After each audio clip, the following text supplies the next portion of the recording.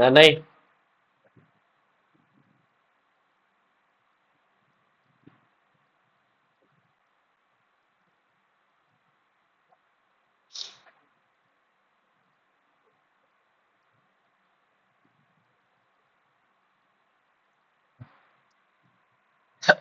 ଚାଲ ଆମେ ପିଲେ ପୂର୍ବ କ୍ଲାସ ରେ 21 ନମ୍ବର ଶ୍ଲୋକ ଯାଏଁ ପଢିଥିଲେ ନାଇଁ କି?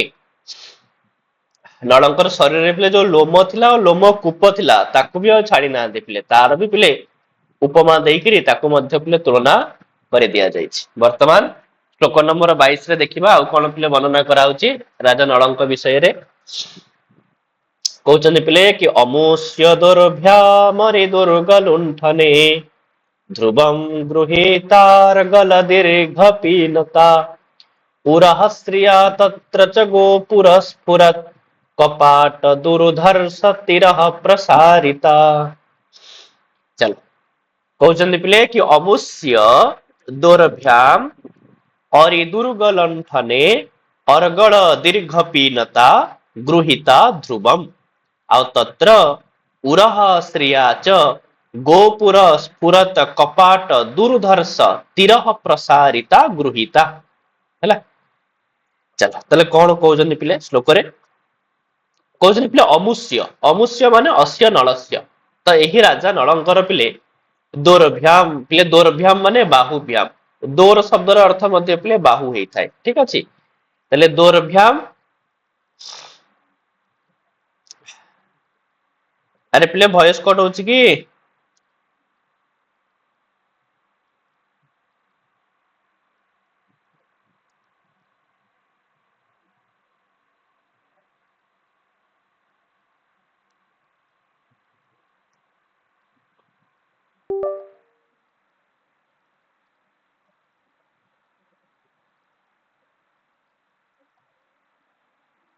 ଆରେ ଦେଖିଲ ପିଲେ ଏବେ ସ୍କ୍ରିନ୍ ଶୋ କଲା?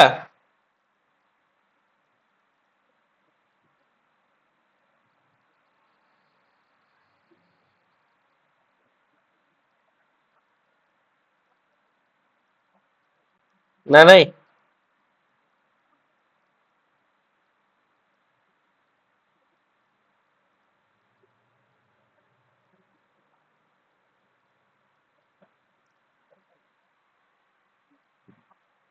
ଚାଲ ହେଲା, ତାହେଲେ ପିଲେ ଏହି ରାଜା ନଳଙ୍କର ଦୁର୍ଭ୍ୟାମ ମାନେ ବାହୁଭ୍ୟାମ, ତାହେଲେ ଦୁଇ ବାହୁ ଦ୍ଵାରା ଅରିଦୁର୍ଗ ଲୁଣ୍ଠନେ, ପିଲା ଅରିଦୁର୍ଗ ଲୁଣ୍ଠନେ ମାନେ ପିଲେ ଶତ୍ରୁ ମାନଙ୍କର ଦୁର୍ଗକୁ ଲୁଣ୍ଠନ କରିବା ସମୟରେ ଅର୍ଗଳ ଦୀର୍ଘ ପିନତା, ପିଲେ ଅର୍ଗଳସ୍ୟ ଦୀର୍ଘତ୍ୱମ୍ ପୃଥୁଳତ୍ୱମ୍। ଅର୍ଗଳ ମାନେ ବୁଝୁଛ ପିଲେ, ଆମର ରଘୁବଂଶରେ ମଧ୍ୟ ଆସିଥିଲା ପିଲେ ଅର୍ଗଳ ଶବ୍ଦ, ମନେ ପଡୁଛି ନା ନାଇଁ? ଆଁ ରାଜା ଦିଲ୍ଲୀପଙ୍କର ଯୋଉ ବାହୁ ଥିଲା ତାହା ପିଲେ ଅର୍ଗଳ ପରିକା ଥିଲା। ଅର୍ଗଳ ମାନେ ଯାହାକୁ ପିଲେ କହୁଛନ୍ତି ଯୋଉ ସବୁ ପିଲେ କବାଟ, ପୁରୁଣା କାଳିଆ କବାଟ ବନ୍ଦ କରିବା ସମୟରେ ଗୋଟେ କାଠ ଗୋଟେ ଥାଏ ପିଲେ ଯୋଉଟା କି ଦିଆ ହୁଏ, ସେଇଟାକୁ ଅର୍ଗଳ ବୋଲି କୁହାଯାଏ। ସେଇଟା ପିଲେ ବହୁତ ମଜବୁତ ହେଇଥାଏ ଆଉ ବହୁତ ବଡ ବି ହେଇଥାଏ। ତାହେଲେ ସେ କହୁଛନ୍ତି ରାଜା ନଳଙ୍କର ଯୋଉ ହାତ ତାହା ମଧ୍ୟ ସେଇଭଳିଆ ଥିଲା, ବହୁତ ପୃଥୁଳ ଆଉ ବହୁତ ଦୀର୍ଘ। କାହିଁକି ନା ଶତ୍ରୁ ମାନଙ୍କର ଦୁର୍ଗକୁ ଲୁଣ୍ଠନ କରିବା ପାଇଁ। କେତେ ବିଶାଳ କାୟ ହାତ ନହେଲେ କେମିତି ଶତ୍ରୁ ମାନଙ୍କ ଦୁର୍ଗକୁ ସେ ଲୁଣ୍ଠନ କରିବେ? ସେଥିପାଇଁ ଶତ୍ରୁ ମାନଙ୍କ ଦୁର୍ଗ ଲୁଣ୍ଠନ କରିବା ପାଇଁ ତାଙ୍କର ହାତ ପିଲେ ଅର୍ଗଳର ଦୀର୍ଘତ୍ୱ ଆଉ ପୃଥୁଳତ୍ୱକୁ ଗୃହୀତା ଧାରଣ କରିଥିଲା ଧ୍ରୁବମ ମାନେ ନିଶ୍ଚିତ ହେଲା। ତ ବୋଧେ ସେଥିପାଇଁ ହିଁ ସେ ଅର୍ଗଳର ସେ ଦୀର୍ଘତା ଆଉ ପୃଥୁଳତାକୁ ଧାରଣ କରିଥିଲା। ଆଉ କଣ ନା ତତ୍ର ଶତ୍ରୁନାମ ଦୁର୍ଗ ଲୁଣ୍ଠନେ, ଆଉ ସେଇ ଶତ୍ରୁ ମାନଙ୍କ ଦୁର୍ଗ ଲୁଣ୍ଠନ ବେଳେ ଉରହଶ୍ରିୟା ପିଲେ ବକ୍ଷସ୍ଥଳ ଶୋଭୟା, ତ ରାଜା ନଳଙ୍କର ପିଲେ ବକ୍ଷସ୍ଥଳ ଛାତି ପିଲେ କେମିତିକା ଥିଲା? ନା ଗୋପୁର ସ୍ଫୁରତ କପାଟ ଦୁରୁଧର୍ଷ ତିରଃ ପ୍ରସାରିତା। ପିଲେ ଗୋପୁରସ୍ୟ, ଗୋପୁର କହିଲେ ଯୋଉଟା ମୁଖ୍ୟ ଦ୍ୱାର ପିଲେ, ଠିକ ଅଛି ରାଜାଙ୍କର। ତ ସେଠି ପ୍ରକାଶ ମାନ କପାଟସ୍ୟ, ସେଠି ସବୁଠୁ ପିଲେ ବହୁତ ବଡ କବାଟ ସବୁବେଳେ ପାଇଁ ପିଲେ ଗୋପୁର ଦ୍ୱାରରେ ହିଁ ରହିଥାଏ। ତ ତାର ଯୋଉ କଠିନତା ଆଉ ତାର ଯୋଉ ପିଲେ ବିଶାଳତା ତାକୁ ଧାରଣ କରିଥିଲା। ମାନେ ରାଜାଙ୍କର ଛାତି ମଧ୍ୟ ପିଲେ ଗୋପୁରର କବାଟ ପରିକା କଠିନ ଥିଲା ଆଉ ବହୁତ ବିଶାଳ ଥିଲା। ହେଲା, ତାହେଲେ ଏଇଭଳି ଭାବରେ ରାଜା ନଳଙ୍କର ଦୁଇ ହାତ ଅର୍ଗଳର ଦୀର୍ଘତା ଓ ପୃଥୁଳତାକୁ ଆଣିଥିଲା। ଆଉ ତାଙ୍କର ଛାତି ପିଲେ ଗୋପୁର ଦ୍ୱାରର କଠିନତା ଆଉ ବିଶାଳତାକୁ ପିଲେ ଆଣିଥିଲା। ବୁଝିହବ ଶ୍ଲୋକର ଅର୍ଥ ପିଲେ? କିଛି ଅସୁବିଧା ନାହିଁ ଏଥିରେ, ନର୍ମାଲ ହିଁ ଅଛି। ତାହେଲେ ପିଲେ କଣ କହୁଛନ୍ତି ନା ଏଠାରେ ଶ୍ରୀହର୍ଷ କହୁଛନ୍ତି କି ରାଜା ନଳଙ୍କର ଦୁଇ ଭୁଜ ଅତ୍ୟନ୍ତ ଦୀର୍ଘ ତଥା ପୃଥୁଳାକାର ଥିଲା। ଆଉ ଦୁଇ ଭୁଜାକୁ ଦେଖିଲେ ଏମିତି ମନେ କରାଯାଉଥିଲା କି ରାଜା ନଳଙ୍କର ପିଲେ ଦୁଇ ଭୁଜା ଶତ୍ରୁମାନଙ୍କ ଦୁର୍ଗ ଲୁଣ୍ଠନ କରିବା ପାଇଁ ହେଲା ଅର୍ଗଳର ଦୀର୍ଘତ୍ୱକୁ ଆଉ ପୃଥୁଳତ୍ୱକୁ ଧାରଣ କରିଥିଲା ତଥା ତାଙ୍କର ବକ୍ଷସ୍ଥଳ ଅତ୍ୟନ୍ତ କଠିନ ତଥା ବିଶାଳ ଥିଲା।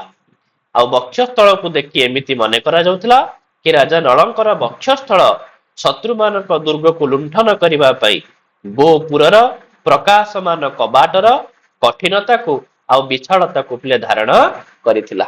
ତାହେଲେ ପିଲେ କିଏ ସେ ଶତ୍ରୁମାନଙ୍କ ଦୁର୍ଗକୁ ଲୁଣ୍ଠନ କରିବା ପାଇଁ ଅର୍ଗଳାର ଯୋଉ ଦୀର୍ଘତ୍ୱ ଆଉ ପୃଥୁଳତ୍ୱକୁ ଧାରଣ କରିଥିଲା, କିଏ ସେ? ଆରେ ତାଙ୍କର ପିଲେ ଦୁଇ ଭୁଜ ଦୁର୍ଭ୍ୟାମ ହେଲା। ଆଉ କଣ କହୁଛନ୍ତି ପିଲେ ନଳଙ୍କର ଯୋଉ ଉରହ ଶ୍ରିୟା କା ଗୃହୀତ, ତ ରାଜା ନଳଙ୍କର ପିଲେ ଯୋଉ ବକ୍ଷସ୍ଥଳ କେମିତି ଦେଖା ଯାଉଥିଲା ନା ଗୋପୁର ସ୍ଫୁରତ କପାଟ ଦୁର୍ଧର୍ଷ ଆଉ ତୀରହ ପ୍ରସାରିତା। ତ ଛନ୍ଦ ପିଲେ ଏଠି ବଂଶସ୍ଥ ଛନ୍ଦ ଆଉ ଅଳଙ୍କାର ପିଲେ ଏଠି ଉତ୍ପ୍ରେକ୍ଷା ଅଳଙ୍କାର। ଠିକ ଅଛି ପିଲେ, ଚାଲ ତା ପର ଶ୍ଲୋକରେ ପିଲେ କଣ କହୁଛନ୍ତି ନା ସ୍ୱକେ ଲିଲେ ସସ୍ମିତ ନିର୍ଜିତେନ୍ଦୁନଃ ନିଜାଂଶ ଦୃକ୍ତର୍ଜିତ ପଦ୍ମ ସମ୍ପଦଃ ଅତଦ୍ୱୈଜିତ୍ୱର ସୁନ୍ଦରାନ୍ତରେ ନତନ୍ମୁଖସ୍ୟ ପ୍ରତିମା ଚରାଚରେ। ତାହେଲେ କହୁଛନ୍ତି ପିଲେ କି ସ୍ୱ କେଲି ଲେସ ସ୍ମିତ ନିରିଜିତେନ୍ଦୁନଃ ନିଜାଂଶ ଦୃକ୍ତର୍ଜିତ ପଦ୍ମ ସମ୍ପଦଃ ତନ୍ମୁଖସ୍ୟ ପ୍ରତିମା ଅତଦ୍ୱୈଜିତ୍ୱ ଅସୁନ୍ଦରାନ୍ତରେ ଚରାଚରେ ନ। ଚାଲ ତାହେଲେ ପିଲେ ସ୍ୱ କେଲି ଲେସ, ପିଲେ ସ୍ୱ କେଳି କହିଲେ ପିଲେ ଖେଳ, ତ ଯାହାର ଖେଳ ସମୟରେ ପିଲେ ଲେସ ମାନେ ଟିକିଏ, ଜାତ ହେଉଥିବା ଟିକିଏ ପିଲେ ସ୍ମିତ ନିରିଜିତେନ୍ଦୁନଃ ପିଲେ ଟିକିଏ ସ୍ମିତ ହାସ୍ୟ ବା ମନ୍ଦ ହାସ୍ୟ କଣ କରୁଥିଲା ନା ପିଲେ ଚନ୍ଦ୍ରସ୍ୟ ଶୋଭାମ୍ ଜିତବତ୍, ଚନ୍ଦ୍ରର ଶୋଭାକୁ ଜିଣି ଯାଉଥିଲା। ମାନେ ରାଜା ନଳ ଯେତେବେଳେ କୋଉଠି କେମିତି ଟିକେ ପିଲେ କ୍ରୀଡା ମାନେ କିଛି ଖେଳନ୍ତି ସେ ସମୟରେ ତାଙ୍କ ମୁହଁରୁ ଫୁଟି ଯାଉଥିବା ଟିକିଏ ହସ ପିଲେ ଟିକିଏ ମାନେ ମୁରୁକି ହସ ତାହା ପିଲେ କଣ କରୁଥିଲା ନା ଚନ୍ଦ୍ରର ଶୋଭାକୁ ମଧ୍ୟ ପିଲେ ଜିଣି ଯାଉଥିଲା। ଏତେ ସୁନ୍ଦର ଥିଲା ତାଙ୍କର ସେ ହସ। ତ ସେଭଳିଆ ଆଉ କଣ ନା ନିଜାଂଶ ଦୃକୁତର୍ଜିତ ପଦ୍ମ ସମ୍ପଦଃ, ତ ଯାହାର ଅଂଶଭୂତ ନେତ୍ର ପିଲେ ପଦ୍ମର ଶୋଭାକୁ ବି ନିନ୍ଦା କରୁଥିଲା। ମାନେ ଯାହା ମୁଖର ହସ ଚନ୍ଦ୍ରକୁ ଜିଣି ଯାଉଥିଲା ଆଉ ଯାହାର ପିଲେ ନେତ୍ର ପଦ୍ମର ଶୋଭାକୁ ନିନ୍ଦା କରୁଥିଲା। ତ ସେଭଳିଆ କଣ ଥିଲା ପିଲେ ନା ତନ୍ ମୁଖସ୍ୟ, ତ ରାଜା ନଳଙ୍କର ପିଲେ ମୁଖ, ତ ସେଇ ମୁଖର ପିଲେ ପ୍ରତିମା ମାନେ ଉପମା କଣ ଥିଲା ନା ଅତଦ୍ୱୈଜିତ୍ୱର ସୁନ୍ଦରାନ୍ତରେ, ତ ଯାହାର ଚନ୍ଦ୍ର ଆଉ ପଦ୍ମ ଏହି ଦୁଇଟିର ବିଜେତୃ ଅନ୍ୟ ସୁନ୍ଦର ପଦାର୍ଥ ନାମ ଅଭାବ ତତ୍ର। ବହୁତ ସୁନ୍ଦର କଥା କହିଛନ୍ତି ପିଲେ। ଆକ୍ଚୁଆଲି ଆମର ଏ ସମ୍ପୂର୍ଣ୍ଣ ସଂସାରରେ ପିଲେ ଦୁନିଆରେ ଯେତେ ବି ସୁନ୍ଦର ପଦାର୍ଥ ପିଲେ ଅଛି ତ ସେ ସୁନ୍ଦର ପଦାର୍ଥ ପିଲେ ଚନ୍ଦ୍ର ଆଉ ପଦ୍ମର ତଳେ ଥାଆନ୍ତି। ଚନ୍ଦ୍ର ଆଉ ପଦ୍ମକୁ ପିଲେ କେହି ଟପିକିରି ଯାଇପାରନ୍ତିନି। ଆଉ ଯେହେତୁ ପିଲେ ଦୁନିଆରେ ଚନ୍ଦ୍ର ଆଉ ପଦ୍ମଙ୍କର ସୁନ୍ଦରତାକୁ କେହି ଟପି ନାହାନ୍ତି ତାହେଲେ ଏଥିରୁ ପିଲେ କଣ ବୁଝା ପଡୁଛି ତାହେଲେ ରାଜା ନଳଙ୍କର ମୁଖ ପାଇଁ ପିଲା ଆଉ ଉପମା ହିଁ ମିଳିବନି। ଆଉ ଉପମା କୁଆଡୁ ମିଳିବ ଆଉ? ଯାହା କାହିଁକି ନା ଯାହାର ମୁଖରେ ଚନ୍ଦ୍ର ଆଉ ପଦ୍ମ ଫିକା ପଡି ଯାଉଛନ୍ତି ଆଉ ଦୁନିଆରେ ଚନ୍ଦ୍ର ପଦ୍ମକୁ ଠାରୁ ବଡ ଆଉ କିଛି ସୁନ୍ଦର ଜିନିଷ ନାହିଁ, ତ ସେଥିପାଇଁ ଯାହା ଲାଗୁଛି କି ଚରାଚରେ ନ, ଏ ସଂସାରରେ ରାଜା ନଳଙ୍କ ମୁଖର ପିଲା ଉପମା କିଛି ନାହିଁ। ଆଉ ଉପମା କୋଉଠୁ ଆସିବ? ଯଦି ଏ ଦିଟା ବଡ ବଡ ଉପମା ହାରି ଯାଉଛନ୍ତି ଚନ୍ଦ୍ର ଆଉ ପଦ୍ମ, ତାହେଲେ ଆଉ ବଡ ଉପମା ଆସିବ କୁଆଡୁ? ବୁଝିହେଲା? ଆରେ ଶ୍ଲୋକର ଅର୍ଥ ପିଲେ ବୁଝି ହବଟି? ନା ନାଇଁ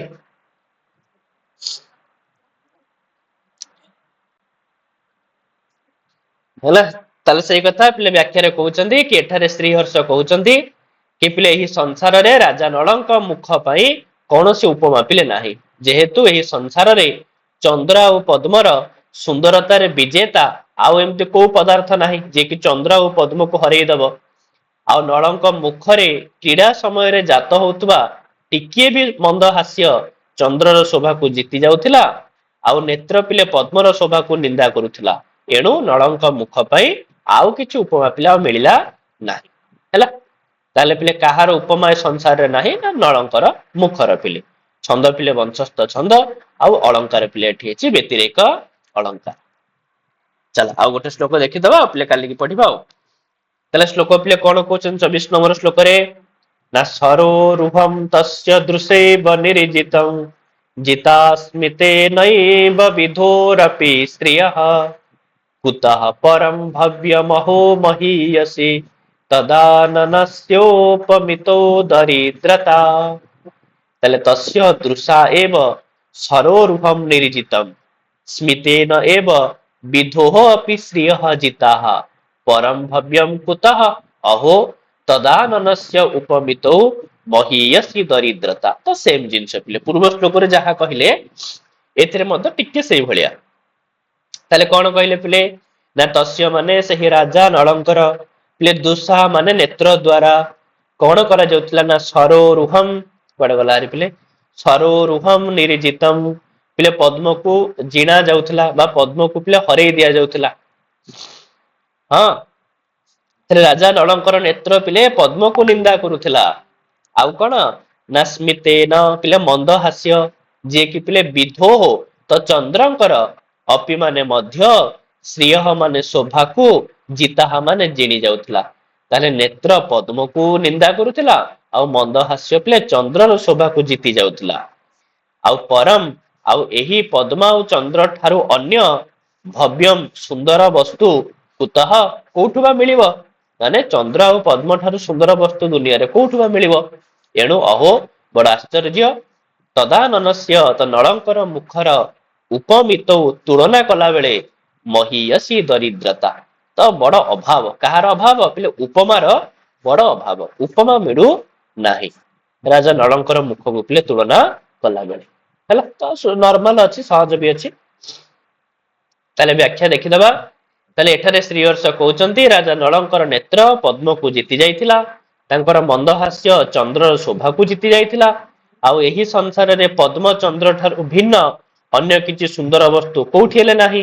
ଏଣୁ ରାଜା ନଳଙ୍କ ମୁଖର ପିଲେ ତୁଳନା ବେଳେ ଉପମାର ପିଲେ ବଡ ଅଭାବ ଥିଲା ହେଲା। ତାହେଲେ କିଏ ପଦ୍ମକୁ ଜିତିଥିଲା ନା ନଳଙ୍କର ନେତ୍ର।